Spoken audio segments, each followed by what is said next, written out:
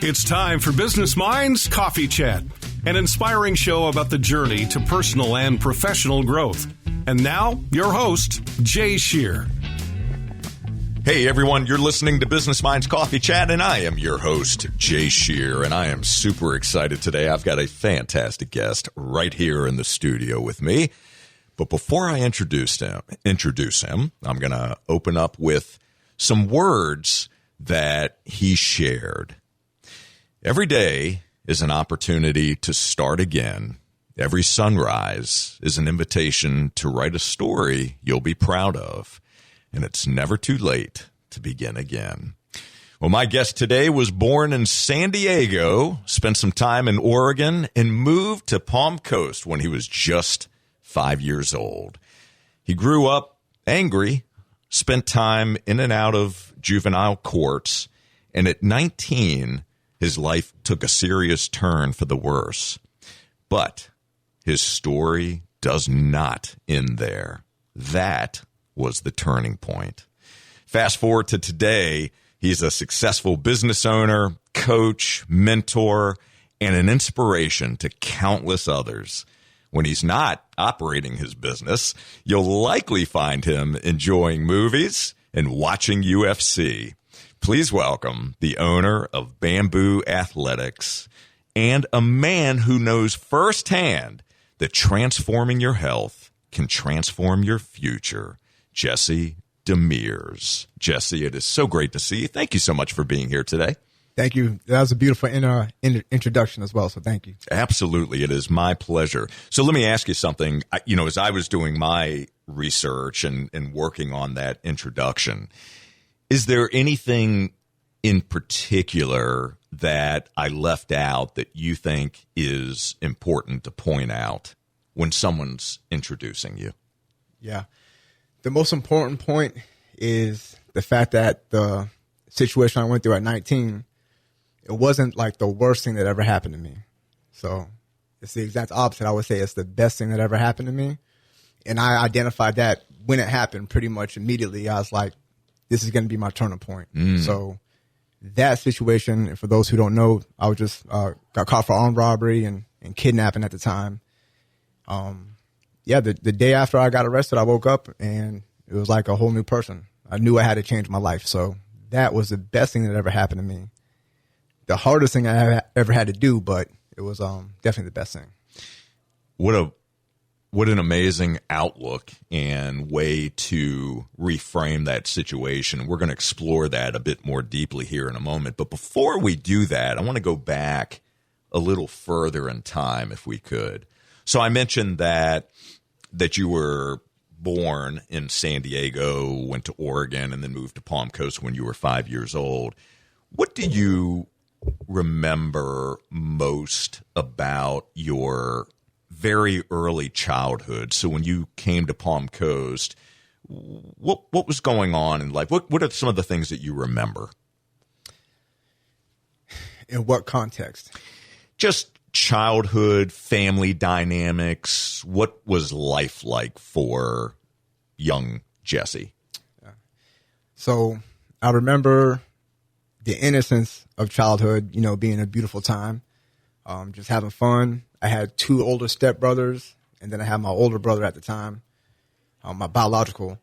And the early years, I say before 10 years old, probably up to about second or third grade, just having fun, playing in the summer, staying up, tag, fun stuff like that. And that was the beautiful time in life. And then somewhere around third grade, fourth grade, fifth grade, for whatever reason, loneliness set in. My dynamics of family is a little bit different. We all have our differences, but yeah. So my mother is Jewish, so I'm Jewish. Okay. Thank God. And then my father was black, but he left when I was 2, so I never really met him. Then she got remarried to a guy who I didn't like, but now that I'm older, I realized he was a good guy. He was trying, but he had his own demons. But, he was, now I could see that he was trying to be a good guy at that time. How did his demons affect you or impact you? It's a good question. So it caused me probably to like just shut off, because at first I liked him, you know what I mean? Then I got older and more rebellious, and he didn't know how to deal with that because he was on his own journey of healing. And I was just on my beginning journey of destruction, you know, at a young age. So him dealing with his own demons probably caused me to step back, because he saw where I was probably going and he wanted to stop it, but he didn't know how. Mm. So obviously now you have the perspective of time, right? So you can kind of look back and maybe see, kind of to your point, that he probably was, you know, he was a good guy and maybe was trying in his way, but maybe didn't have the tools, right? The ability to do that. That's interesting. So you go from a beautiful time in life, that innocence of youth, to things changing a bit in third or fourth grade thereabouts. Can you put your finger on what changed? Was there anything in particular that you can point to, or was it a series of things that were just happening that, you know, that maybe changed the dynamic from a beautiful time to a time of shift and a journey of destruction, as you termed it? Yeah. So that's a deep question. You got a very good show. I didn't know what to expect, but yeah, I would say it was a series of things. So race being one of them. Okay. Feeling like I didn't fit in, which is one of the reasons why I believe I have such a strong purpose right now in helping people feel comfortable whenever I'm in the room, especially if it's a room that I kind of have, you know, influence over. I always want everyone to feel special and welcomed and accepted. So I would say third or fourth grade, starting to feel like I didn't fit in on one end, feeling invisible, like I didn't matter, which obviously will snowball into acting out so you could be seen, accepting punishments just because you feel like you do matter when you're being, you know, put under the microscope, for lack of better terms. But yeah, so it was a series of things, but a lot of it was, you know, not feeling like I fit in. And it was a different time back then. It was a different time. So I feel like the younger in the 90s, maybe the younger generation that we grew up in, that I grew up in, it was normal, even though Palm Coast was small, but it felt like it was in the environment I was in, it was just a little bit more accepted to be angry. Okay. And violence was more accepted, even from the rap music, from from everything. It was just a little angrier time. And it was easier to be accepted when you're breaking rules, when you're acting up. It's easier to fall into those crowds. And that's where I found like the little piece that I did have, I found it in that environment. So during this time, the people that, let's say, were in your circle, did your circle start to change from the time that you were younger? So that third, fourth grade, these kids that you were growing up with, did you start to change your circle of influence? Yeah, absolutely. Okay. Share with me, if you can think back, share with me something that you believed about yourself at that stage in life that you found out later in life wasn't true. Yeah. I believed I had nothing to give to this world. Nothing, not just positive, but I believed that I just had nothing to give and that nothing would be given to me. ... Yeah. So I want to frame this for just a moment, because I want to try to understand. I haven't walked in your shoes. You haven't walked in my shoes, right? I have a lot to learn from you. And I want to understand when you're in a situation, and this would go, I mean, I know you can't speak for someone else who may not be in the exact same situation, but you've been through it. When you feel like you have nothing to give and that you're invisible and that maybe you don't matter, you feel like you don't matter. And of course, those are stories you're telling yourself, right? Sure. Okay. But when you feel that way, how do you find hope in those situations? How do you decide that tomorrow is another day, that I can get up and that this life is worth living? I may not know the answer today, but I'm willing to continue to take another step forward. Yeah, there's probably a million different ways for me to answer that, but a few of the tools that I use, one is now that I'm 39 and I've had so many lows and depressions and so many highs and feeling like I'm going to conquer whatever I want to conquer, that I realize it's going to come and go. So I could feel when I'm getting depressed. I feel when it's coming, and I could detach from it because I know just as fast as it's going to come, it's eventually going to go. Where do you feel it? You said you can feel when I feel it. Tell me where you feel it in your body. So for me, I feel it in my self-interactions. So maybe in my self-talk. I feel it in my motivation to accomplish bigger things. If I just don't feel like doing anything, out of the blue, I'm like, oh, man, it's coming. Yeah, I feel that it's coming. But I know how to prepare. And I also know that I can't allow that to stop me from doing what needs to be done. So I still have my checklist. I still have my responsibilities. I don't have to be happy, but I do have to do them. So there's that angle of it. Another angle is doing my best to remind myself that the blessings I have to be able to sit here right now and talk to you cannot be taken for granted, because there's countless people who right now are in the hospital. And this is what I remind myself when I'm depressed. There's countless people in the hospital, people in prison, people who go to prison at 14 years old for life sentences for mistakes that they made as a teenager. And here it is. I'm depressed. Boo-hoo. I'm in my feelings, but yet I have all the opportunities in the world. And that always resets me. And then the third tool is not even realizing, just stepping out of yourself. The world is bigger than you. Volunteer. Go help somebody else. Go to the homeless shelter. When I first got out of prison, for Thanksgiving, I went and I would what's it called? Salvation Army. Okay. Help make the food and whatnot, which was a very humbling experience. And then help fold the clothes, because you get a lot of donations they do. Sure. They would get. And now I go to the prison 2 times a week just to volunteer, because it helps reset me. So you do that for you and as a means to give back, right? Because it's giving to something it's contributing to something that's bigger than you. Yeah. But it's a true benefit to you as well, because it's a reminder of the value that you bring, the person who you are, and your ability to be able to give and to be able to help provide something that could potentially transform someone else's life. Yeah. It's beautiful. So, Jesse, there's some more that we're going to explore here.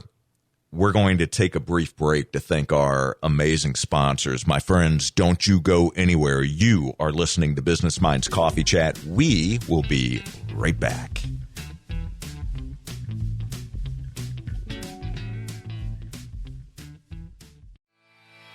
Hey, it's Jay with Thomas Media Solutions. Join us every Monday night from 6 to 8 at Tortugas in Flagler Beach for the best live entertainment around. We do several rounds of general knowledge trivia. That means it's trivia for everyone. It just doesn't get any better than this. If you're looking for the best food, the best drinks, the best people, and the best entertainment around, Tortugas is the place to be. Make sure to get there early to get a seat. See you there.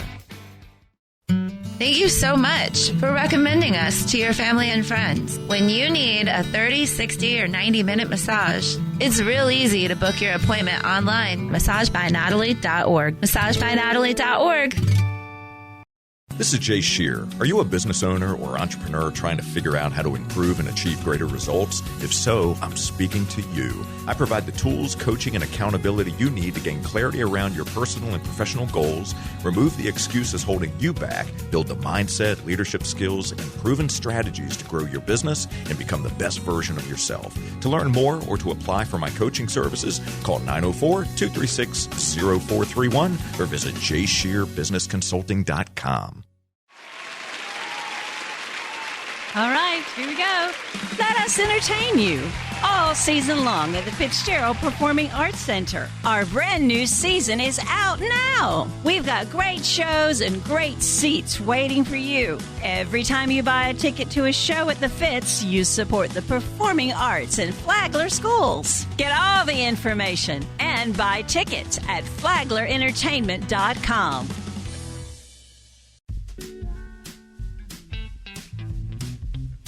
All right, we're back. And again, you're listening to Business Minds Coffee Chat, and I am in the studio today with my very special guest, Jesse Demers. Jesse Demers. I told Jesse before we started recording that I love the way that his last name just rolls off the tongue. And he did tell me that it has a French dialect to it. Yeah, it's my adopted name, but it's Demers, so it's of French origin. Yeah, I love it. All right. So before we took the break, we were talking a bit about your backstory growing up, the innocence of youth, and when things started to change for you. And you provided 3 tools that you use today.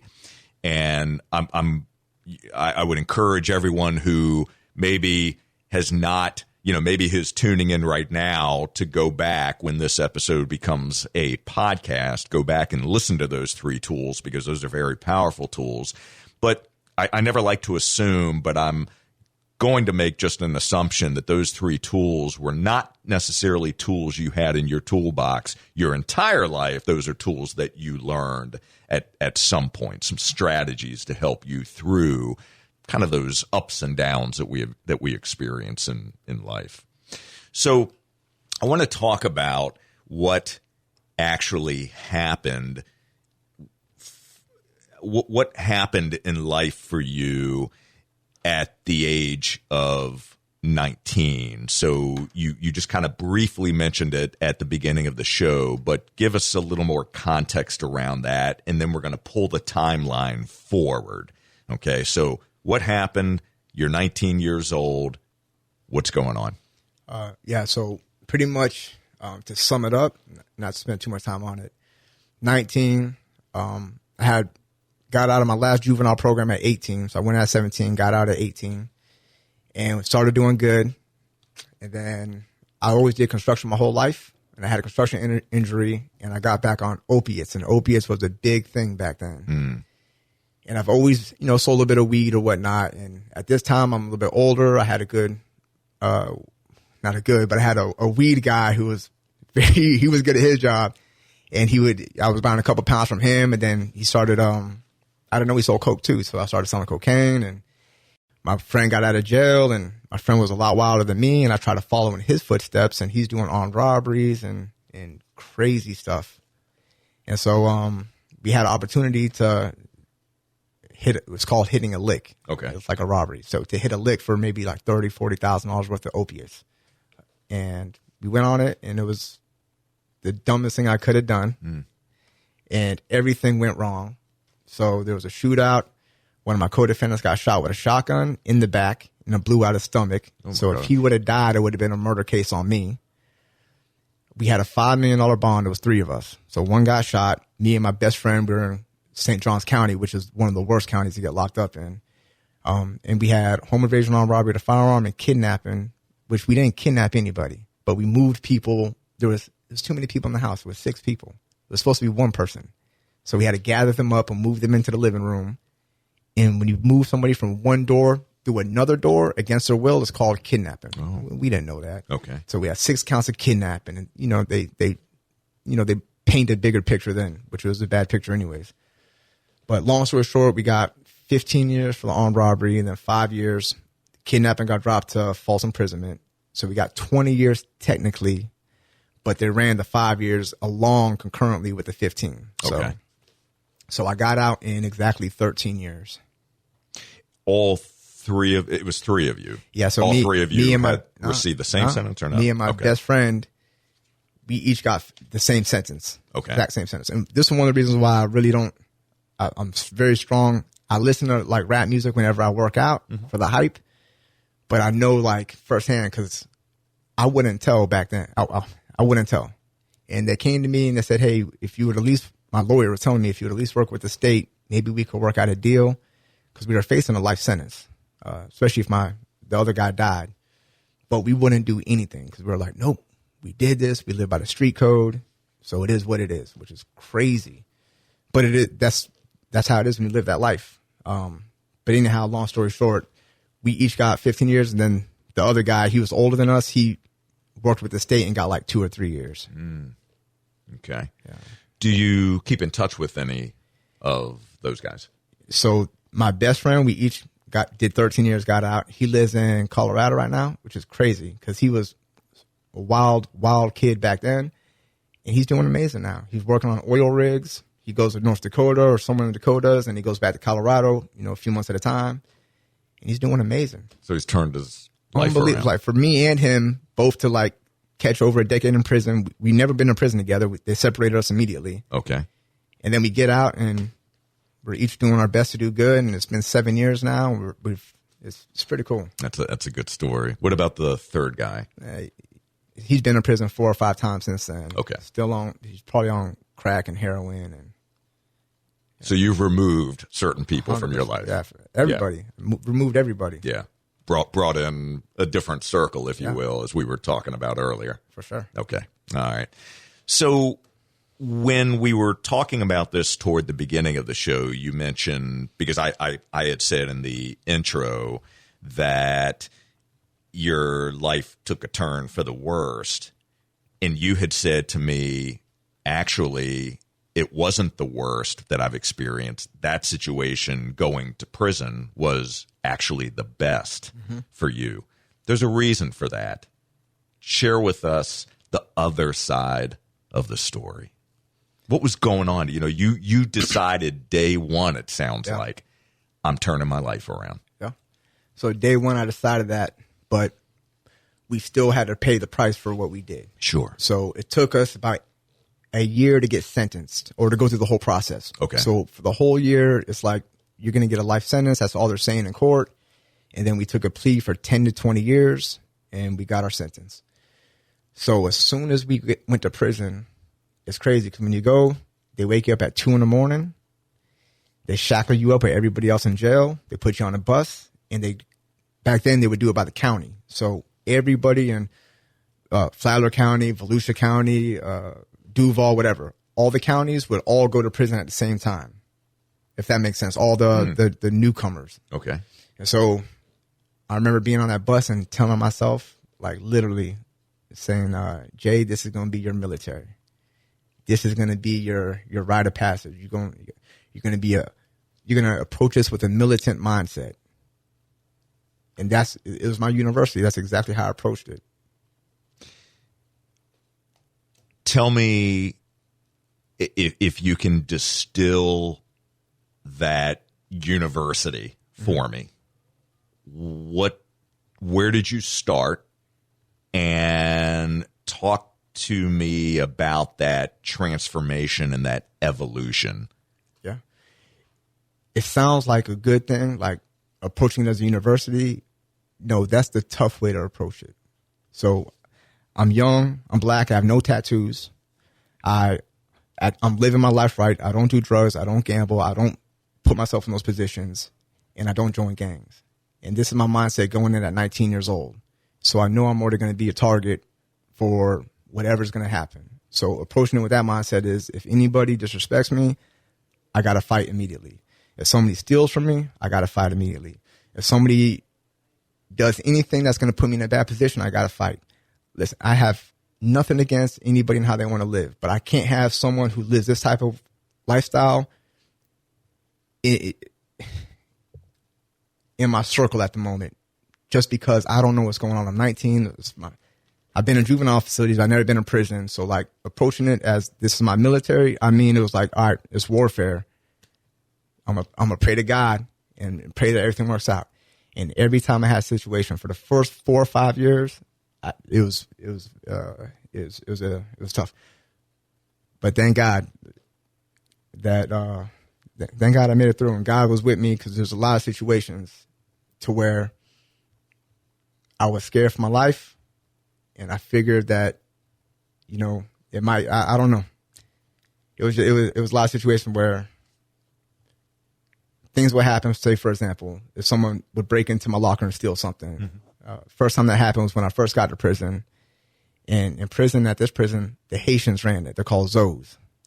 And so I knew who it was because a guy beside me said, "Hey, man, I saw a Zoe break into your locker and steal it."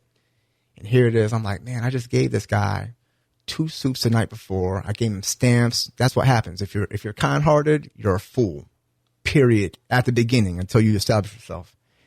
And because I was so kind-hearted and they saw that I had the ability to give stamps away in soups, that now I'm a mark. And I remember walking the compound that morning and I'm praying to God. And I'm like, why would you let this happen?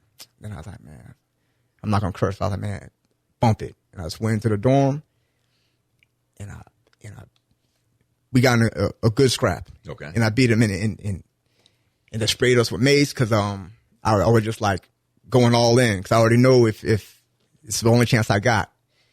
And I remember when I got out the box, first thing I did is I went straight to the yard by myself because I don't know anybody anyways. And I went straight to the end corner. This was my routine. It's the first time I did it, but every time I went through a situation, I'd go to the yard by myself and start working out. And I seen all the Zoes coming over. I seen them from across the yard. And I'm like, all right, it is what it is. And out of nowhere, God bless people from West Palm Beach. About 30 people from West Palm Beach came across the yard at the same time. They intervened.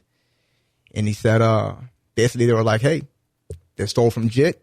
That's what you call a young kid a Jit. Jit did what he had to do. You're going to let him go whenever Zoe gets out the box. If they want to go again, we'll let him go again. But y'all ain't finna jump him. And that's happened at least 5 or 6 times. Wow. Yeah. When did you know that you were going to see light at the end of the tunnel and that you were going to get through this and that you knew that you were going to be a productive citizen, that you were going to build a business, that you were going to change your life? When did all of that start to enter your mind? About 7 years in, I knew that I was going to start a business and I was going to, create a path for myself at about 7 years in. But I didn't believe I'd be able to make it happen. Not even until I got out.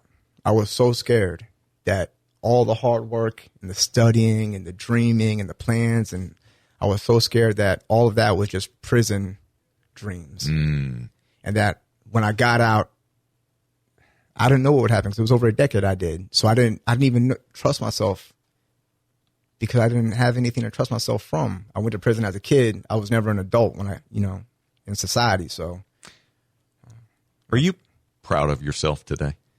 A very little bit. Just a little bit. Yeah, I'm hard on myself.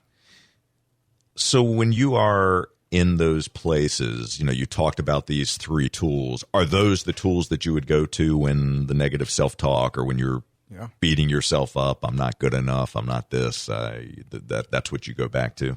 Yeah. That's the grounding. Okay. So the negative self-talk isn't as strong as it used to be. Okay, good. But it's still there. Yeah.